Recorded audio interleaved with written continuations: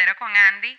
En las últimas 2 semanas hemos venido tratando temas con relevancia a posesiones y exorcismos y pues continuamos con el mismo tema. Hoy se encuentra con nosotros Esteban Ruiz, quien es psicólogo clínico y psicoanalista, quien nos va a dar sus posturas, su experiencia y su conocimiento sobre el tema también.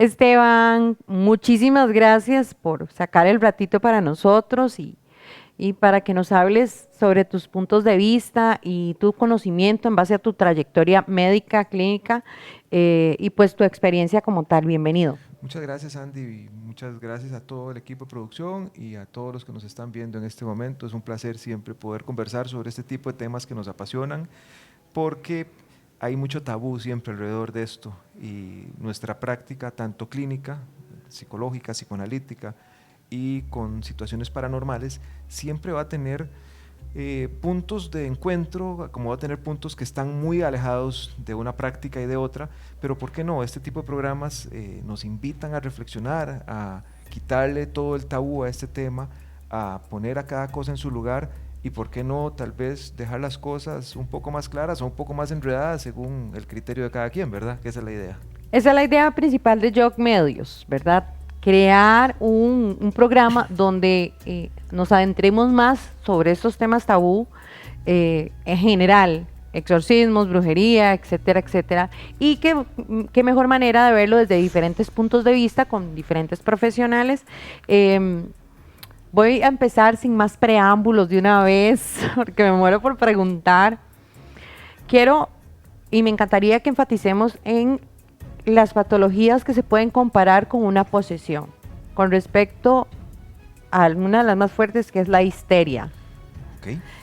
Me gustaría que me dieras como los puntos de comparación o te dejo a vos. Ok, primero voy a hacer un breve recorrido para que las personas que nos están viendo entiendan un poquito de qué es la histeria y no, vamos a ver, no lo relacionen con personas que salen corriendo pegando gritos, porque dicen, ay, es que estoy histérica, es que estoy histérico. La histeria es toda una patología clínica que se viene arrastrando desde hace, es milenaria, ¿verdad? De hecho, histeria viene de un término que hace referencia al útero. Histerum significa útero. Entonces ya de ahí podemos empezar a tratar de visualizar a quién se le atribuye ese tipo de patologías. ¿Qué crees vos? Ok, es femenina. Sí, es femenino, pero la Ok. histeria no hace referencia a una situación, como lo dije hace un momento, en que las personas salían corriendo pegando gritos. No, al contrario, la histeria nos habla principalmente, varios de sus principales síntomas son las parálisis motrices, por ejemplo. Una parálisis en la cual, hablemos de una parálisis motriz de una pierna, una parálisis motriz que es capaz un sujeto de recibir una pinchada de aguja sin sentir absolutamente nada. Wow. Exactamente. Entonces también habla de rigidez en su cuerpo, también habla de incapacidad para beber líquidos, incapacidad de pronto empezar a hablar idiomas completos sin haber sido una vez, o sea, sin haberlos aprendido de previo. Son casos muy, muy históricos que nos remontan a los orígenes del psicoanálisis, en donde Freud, previo a 1900, estamos hablando de 1800, finales de 1800, empieza a interesarse por el tema, ya que él, como médico neurólogo de aquel tiempo, se da cuenta que hay ciertos síntomas, como los que te estoy mencionando, que no responden a tratamientos médicos y que son tratadas las mujeres en esos momentos de las peores maneras, como ya sean endemoniadas, ya sean personas poseídas. Entonces, la clínica de aquel momento estaba comenzando sus primeros estudios serios, ¿verdad? De la mano de importantes personas, como lo son Joseph Breuer, como lo es Charcot, con el tema de la hipnosis, estudios de Mesmer, por ejemplo, con el tema del magnetismo y todo eso. Entonces, esos síntomas están como dando mucho de qué hablar en ese tiempo. Entonces a las histéricas, porque por lo general se les atribuía a las mujeres este tipo de síntomas, a las Nosotras histéricas, siempre creando historias de siempre. exactamente, y avance médico, avance en ciencia, a las histéricas se les decía endemoniadas, se les decía personas que fingen síntomas, personas que requieren Qué atención. fino. Entonces era una serie de tratamientos desde temas denigrantes hasta temas que tenían que ver ya con un poco de tratamientos más avanzados, como lo es, por ejemplo, la hipnosis, que llega a tratar de aliviar un poco este tipo de patologías. Pero si te das cuenta entonces, aquí digamos el meollo del asunto es dónde está esa línea, esa delgada línea que se puede cruzar entre la demonología, una persona poseída por un demonio, que yo personalmente lo creo que sí existe esto, una persona que tiene histeria, una persona que tiene un trastorno mental como una esquizofrenia, hay toda una serie de líneas, o sea, que son hilitos sumamente delicados. Entonces, por ejemplo, los estudios que desarrolla Freud, Freud hace estudios importantes en su época y determina, mediante sus estudios, que no hay una relación directa entre las parálisis motrices propiamente dichas y las parálisis histéricas. Porque Freud dice que la histérica tiene toda una anatomía psicológica y esa anatomía psicológica sufre una parálisis. La anatomía funcional es totalmente diferente. Entonces, una parálisis histérica es totalmente diferente a una parálisis motriz. Ahora, que hablemos, por ejemplo, de una persona que de pronto pierde la visión, de pronto no puede ver, de pronto empieza a hablar en un idioma que no es su idioma nativo. Ahí es donde, por ejemplo, la persona puede decir, ah, sí, está siendo posesa por un demonio. Ok, y Entonces, ahora digamos, en los estudios de Freud, eh, en base a la ciencia, a los avances y demás, las teorías de él en aquel momento no fueron científicamente comprobadas, obviamente porque él nació en una era que era muy cohibida y muy corta con este tipo de cosas. Hoy por hoy, si una persona sufre de pérdida de visión, o algún rasgo psicológico o en histeria o algo así, ¿se puede comprobar científicamente con algún TAP o algo, un tema así? sí, o sea, estamos hablando de principios de 1900. Ok, O entonces sea, sí hay validez sobre las teorías de él. vamos a ver, los estudios de Freud, hay que Es que no recordar que son Freud científicos. no era un charlatán y no era, o sea, era un médico. Ujú. ¿Ves? Hacía muchísima falta todavía tecnología de punta, como lo estás mencionando ahorita, como lo que es el TAP, como el tema de las hormonas, que inclusive no estaban de la mano por ahí. A Freud se le atribuyen muchos mitos, que el tema de la cocaína, que el tema de acá, decían que Freud se metía coca, entonces todos sus estudios son basados en eso. No, Freud lo que hacía era estudios precisamente para valorar y validar Y con el el tema, tema de anestesia de la ajá, cocaína. y con el tema de la cocaína también leí una parte donde él hace énfasis a que la cocaína potencializaba su cerebro. Exactamente. También lo leí por Primero ahí. que No nada, estoy incitando a nadie a no, no, no, para utilizar, nada. Primero que pero nada es un en base tema, a los estudios de él. o sea, la cocaína es un estimulante del sistema nervioso central y también tiene ciertas propiedades anestesiólogas. Él abandona los estudios de la cocaína precisamente porque uno de sus principales amigos crea una adicción y muere adicto. Entonces él dice, no, yo esto lo voy a dejar de lado. Pero imagínate que se vendía libremente. Cierta marca de bebidas inclusive la incorporaba Ah, de coca. manera, de manera natural dentro de sus recetas. Eh, Entonces, ¿qué es lo que pasa? También, ahora que estábamos hablando un poco temas tras cámara, Freud se da cuenta que todos estos síntomas histéricos nacen posiblemente de disfunciones en la vida sexual de las mujeres de aquel momento. Entonces, todos estos síntomas histéricos tienen algún tipo de relación con el tema de la sexualidad, que ahorita vamos a definir un poco más qué es la sexualidad y cómo la ve el psicoanálisis, porque la gente decía también, le atribuye a Freud que era un pervertido sexual, cuando realmente no era eso. Para el psicoanálisis y para Bueno, la hasta sexualidad, cierto punto creo ciertas cosillas, pero bueno, ya bueno, después hablamos del tema. después lo hablamos, sí, Ahora. pero para el psicoanálisis y para el psicoanálisis como tal, la sexualidad es todo el disfrute que siente la persona a través de su cuerpo. Entonces, usted va a un mall hoy en día a ver ventanas, usted está teniendo una relación, usted está teniendo placer sexual, porque es placer que está entrando a través de sus ojos. Pero específicamente estamos hablando de una época social, una época cultural en donde está la moda victoriana. Acordémonos que todas las colonias y todos los temas victorianos hablaban del luto eterno, porque a la reina Victoria se le había muerto su esposo. Entonces todas las mujeres provenientes de esa colonia tenían que guardar luto eterno, las mujeres tenían que vestirse de determinada manera, las relaciones sexuales entre esposos tenían que hacerse, por ejemplo, con una bata, con una túnica grande, con un agujerito en el Con muchos centro. tabús. Exactamente, las personas no podían dormir en la misma cama. Entonces Freud sí logra determinar que en todos estos trastornos histéricos sí había mucho de tema de represión sexual. Y las personas cuando a través del método de Freud, que es un método de él habla, él empieza a lograr que esos síntomas histéricos empiecen a disminuir en las pacientes.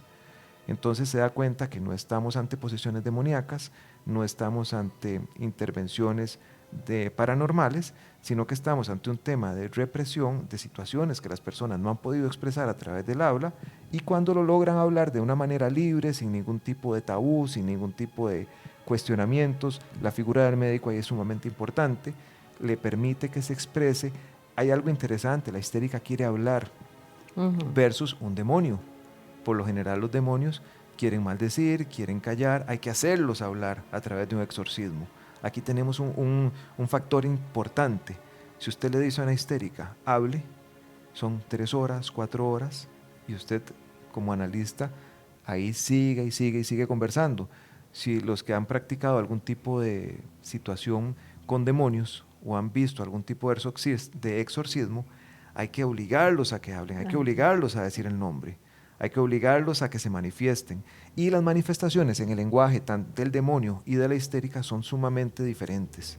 Entonces, sí es muy importante que cuando alguien de ustedes que nos está viendo tiene algún tipo de pensamiento o tal vez criterio que una persona esté endemoniada o que tenga algún tipo de trastorno histérico, pues que primero que nada sea valorada por muchos profesionales. O sea, esto no es cuestión de que se la voy a llevar a un exorcista, a un vudú, o se la va a llevar a una persona que yo creo, no.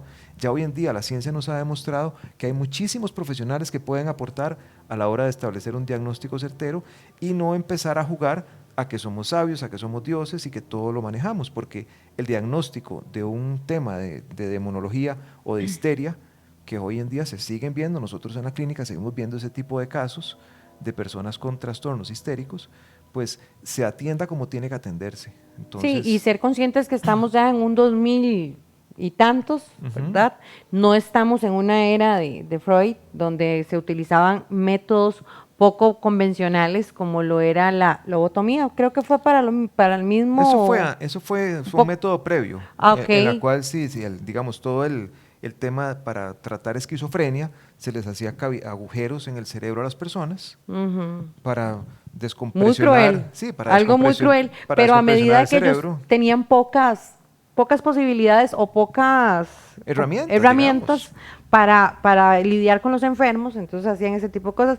También vamos a ver que otra parte de la masturbación, que es, creo que eran los doctores que daban como esa terapia de la masturbación para la histeria. Sí, es que cuando, vamos a ver, cuando no tenemos conocimiento de técnica adecuada, entonces, ¿qué es lo que se dice? Bueno, se empieza a experimentar con un estire y encoge, con un ensayo y error, y como se decía en aquel momento que las histéricas sufrían represión sexual, O problemas en el útero, o entonces problemas querían en estimular. el útero, entonces estimule su útero mediante procesos de masturbación en las mujeres, porque Okay. decían, ok, el tema suyo es un tema de sexualidad, entonces vaya, estimule su sexualidad, vaya a tener relaciones sexuales, y eso está comprobado que no es así. Realmente la histérica enferma de todo aquel discurso que no puede expresar de manera libre y que tiene que reprimirlo, y una vez reprimido, el cuerpo empieza a manifestarlo en síntomas. He atendido montones de casos en los cuales no hay una explicación médica de síntomas físicos, síntomas de conversión. Se llama conversión porque es un síntoma que nace en lo psicológico y se expresa en lo físico. Los médicos Psicosomático. sí, psicosomáticos, los médicos hacen una serie de estudios importantísimos, inclusive cultivos de piel en Estados Unidos, en donde nos han dicho, mire, esta persona no tiene nada, por favor, empiécelo a tratar. Se le trata con psicoanálisis, y una vez que la persona empieza a hablar libremente de un montón de tabúes y un montón de cosas que tiene en su cabeza, esos síntomas empiezan a disminuir. Entonces, estamos ante situaciones que, como te digo, no son de índole paranormal, pero ante un ojo inexperto podría Podría. manifestarse como algo paranormal. Por ejemplo, que te salga un hongo grande en la piel. Ujú, Te sale un hongo grande en la piel, ya los médicos descartan que ya eso tiene origen médico, ujú. entonces cualquier Sí, persona me están podría haciendo decir, brujería. me están haciendo brujería.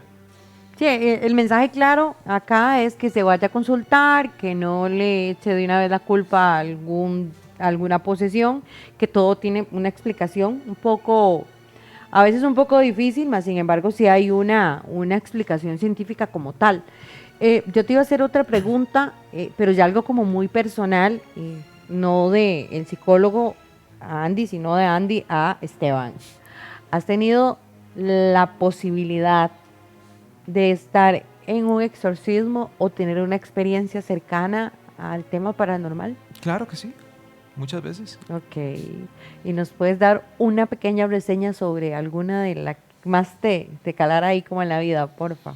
Bueno, es que han sido muchas, pero básicamente, por ejemplo, una vez tuve que remitir un caso hace muchos años, un paciente que en buena teoría lo traen porque está con una crisis esquizofrénica, le llamaban, y el paciente estaba acostado, nosotros usamos un diván, que es aquel sillón freudiano, nosotros estábamos acostados atrás, el paciente claramente no está ni esquizofrénico, ni tiene ningún problema de histeria, ni ningún problema de paranoia, ni nada de esto. En la sesión empieza a manifestarse un espíritu, los Wow. cuadros del consultorio empiezan a vibrar, Ok, ¿verdad? es lo que estábamos hablando el Claro, programa anterior, que de las causas externas también, no solo lo interno, sino también lo externo, que ya es claro. lo que te dice, sí. Ya ahí la cosa se sale de control, los cuadros del Ujú. consultorio empiezan a vibrar, el, digamos, el ente que tiene poseído a esta persona pide papel y lápiz, porque yo empiezo, por mis conocimientos en el tema, empiezo a desvalorizarlo, porque ellos no soportan, los espíritus no soportan ser desvalorizados, lo empiezo a desvalorizar, él se quiere burlar de mí, yo le sigo el juego, me empiezo a burlar de él Qué y me dice, no, valiente. usted no sabe con quién se está metiendo, entonces empieza, agarra un papel, está acostado el paciente en el diván, agarra un papel y empieza a escribirme cosas con su mano derecha sin ver. Él está escribiendo y escribiéndome insultos, Incorporado. cosas que solamente yo sabía de mí. Ok. Entonces él empieza a hablar y me empieza a decir, ahora sí me tenés miedo, hijo de tal. No, no, mira, no te tengo miedo. Pero te lo escribió.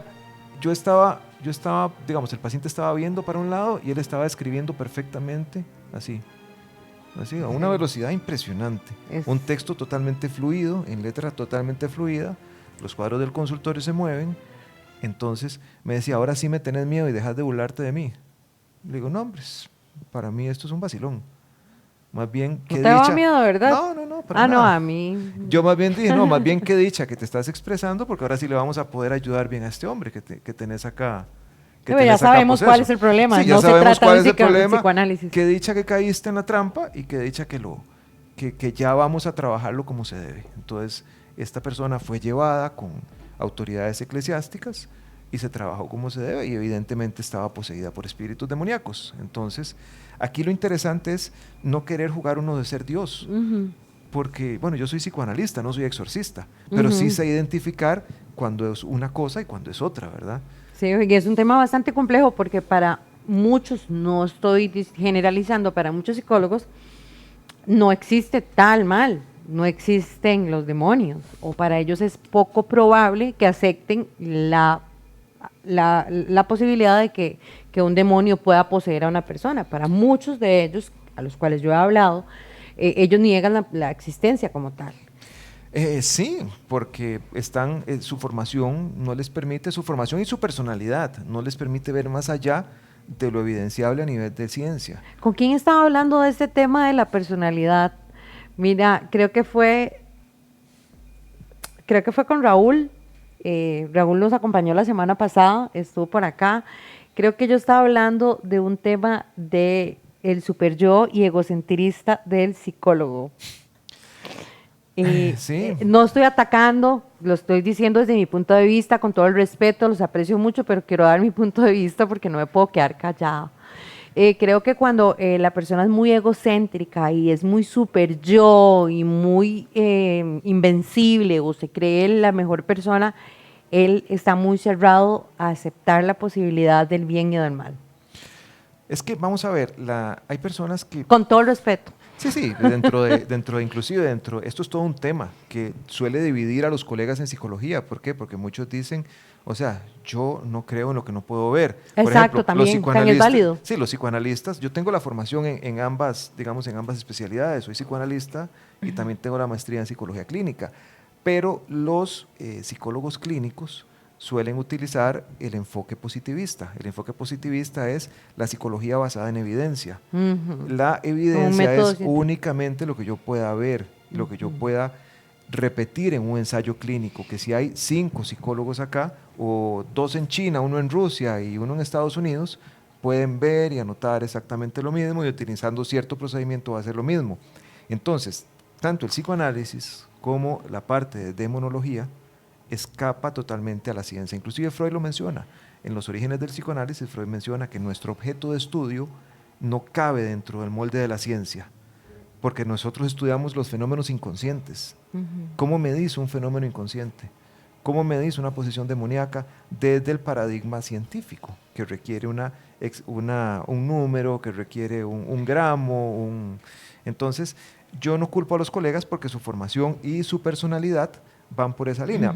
Por mí está bien. Sí, por totalmente. mí está bien, siempre y cuando eviten meterse en campos que no les, digamos, que no los llaman, ¿verdad? Porque hay colegas que se meten a desvalorizar otras propuestas y pues antes de que existiera el microscopio, por ejemplo, decíamos que en el agua, que un vaso de agua lo que hay es agua. Cuando vino el microscopio vemos que hay un montón de cosas que no estamos viendo. O sea, que no se puede ver a través de elementos científicos no significa que no existen.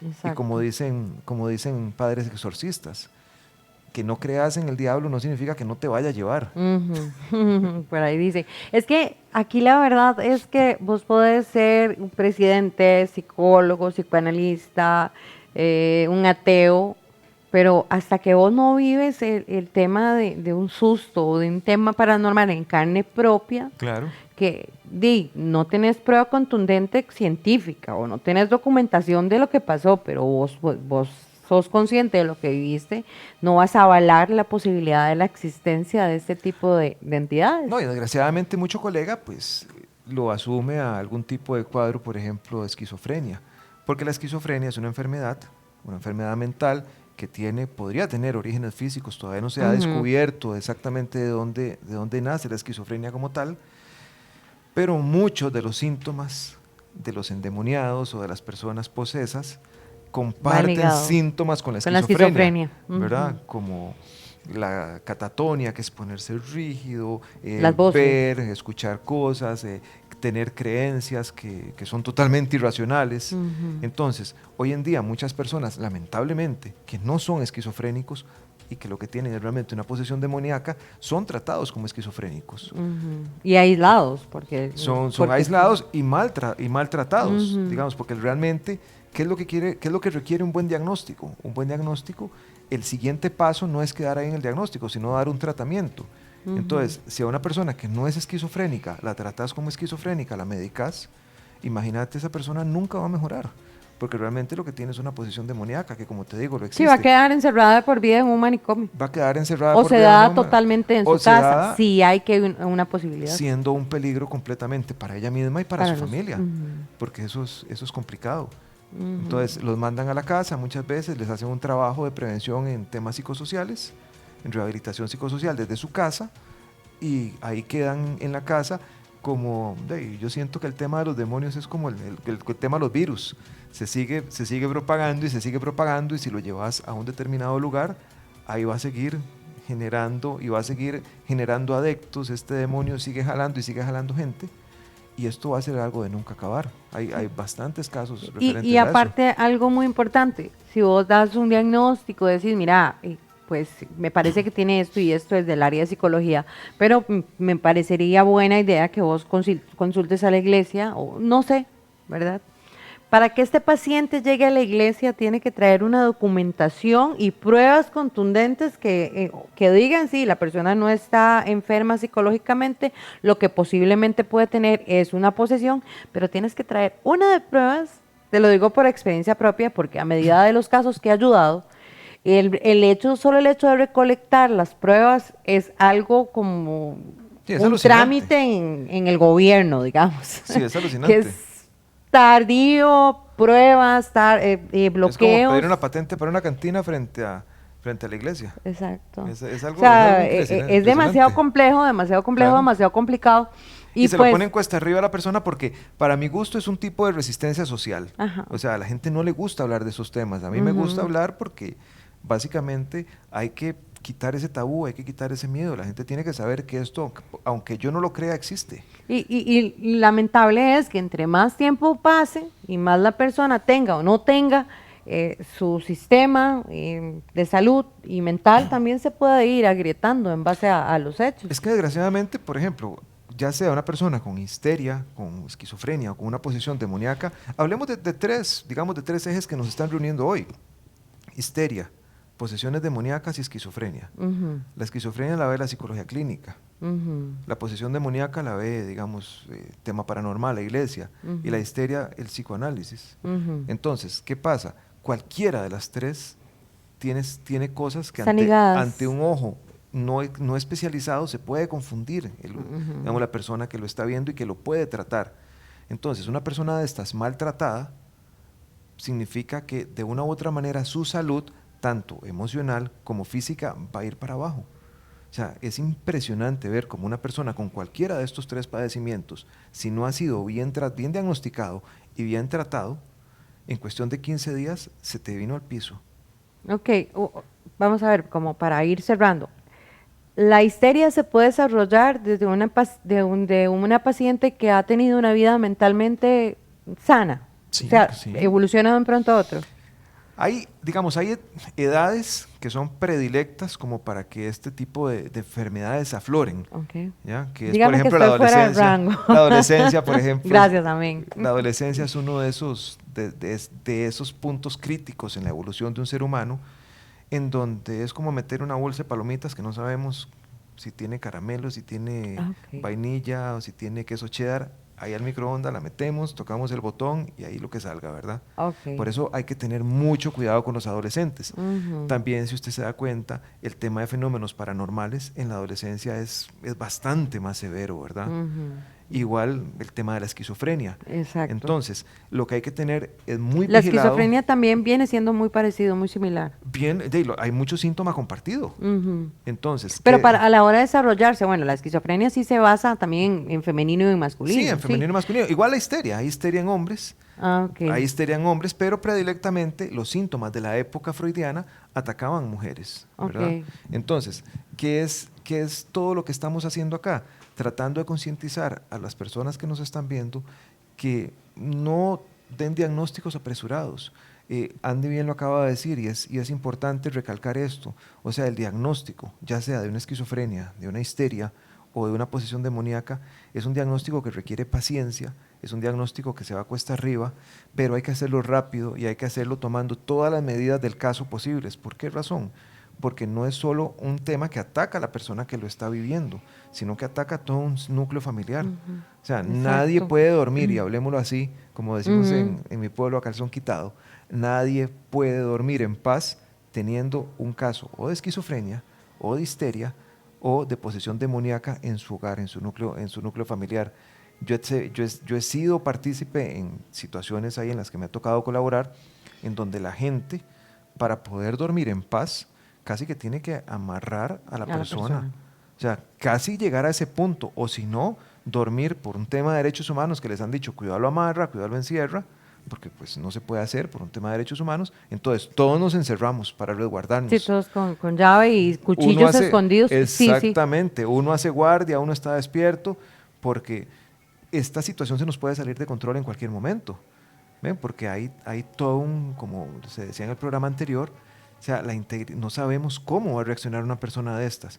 Muchas veces la reacción puede ser ataques hacia sí mismo o ataques hacia los demás. Sí, una revelación contra los otros. A mí, pues, me llegan constantemente muchos casos y yo lo primero que les digo, ya fue evaluado por un profesional, por un psicólogo, ya fue eso, ya fue lo otro. No, es que ellos juran y perjuran que ya la persona lo que tiene es una posesión como tal, porque no saben distinguir o no saben que la psicología también tiene patologías muy similares a lo que es una posesión demoníaca. Correcto. Entonces, que este programa les haga conciencia y si se presenta en algún futuro a alguien cercano a ustedes con algunos rasgos muy similares, sean analíticos, busquen ayuda profesional, psicólogos, igual padres también, porque tampoco se puede llevar a hacer un exorcismo a una persona que no conoce el tema.